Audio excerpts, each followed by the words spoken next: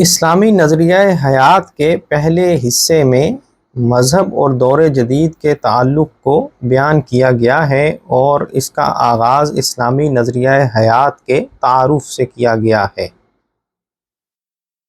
دوسرے باب زندگی کے بنیادی مسائل اور ان کا حل میں دور جدید کے پس منظر میں مذہب اور اس سے پیدا ہونے والے سوالات سے بحث کی گئی ہے۔ اس میں زندگی کے بنیادی مسائل کو پیش کیا گیا ہے اور ان ذرائع علم سے بحث کی گئی ہے جن کی مدد سے انسان ان سوالات کو حل کر سکتا ہے، اور پھر ان مختلف تمدنی نظاموں کے خد و خال واضح کیے گئے ہیں جو مختلف قسم کے جوابات کی بنیاد پر قائم ہوتے ہیں۔ تیسرا باب دور حاضر اور مذہب ہے۔ اس میں مذہب کی ضرورت اور انسانی زندگی میں اس کے مقام کو بیان کیا گیا ہے۔ نیز اس پوری بحث میں اس بات کی کوشش کی گئی ہے کہ علمی اور عقلی نقطہ نظر سے مذہب کی اصل حقیقت کو واضح کیا جائے تاکہ جدید اذہان میں جو شبہات پیدا ہوتے ہیں ان کا مؤثر طریقے پر ازالہ ہو سکے۔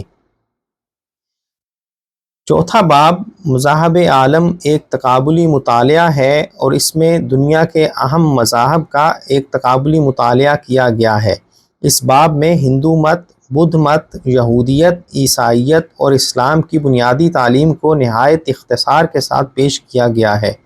ان مذاہب کی مختصر تاریخ اور موجودہ عالمی مقام پر بھی روشنی ڈالی گئی ہے اور ایک عمومی جائزے کے ذریعے سے ان کی تعلیمات پر تنقید و تبصرہ بھی کیا گیا ہے۔ پانچواں باب دور حاضر کے تہذیبی تصورات اور مذہب ہے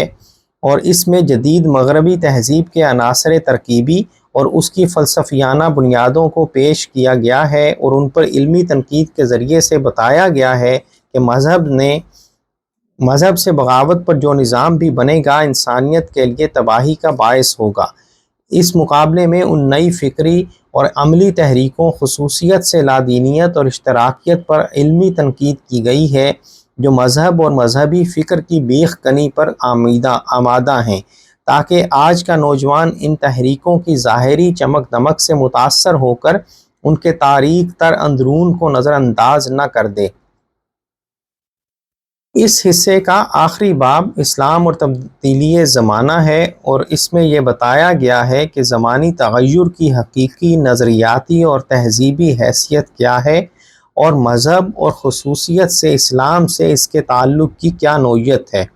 اس ضمن میں اس غلط فہمی کا ازالہ بھی کیا گیا ہے کہ زمانے کی تبدیلی کے ساتھ مذہب کو بھی بدلنا چاہیے۔ اس حصے کے مضامین ذہن سے ان تعصبات اور شکوک و شبہات کو دور کرنے میں مفید ثابت ہوں گے جو مغربی اثرات کے زیر اثر ہمارے نوجوانوں کے ذہنوں میں پیدا ہو گئے ہیں۔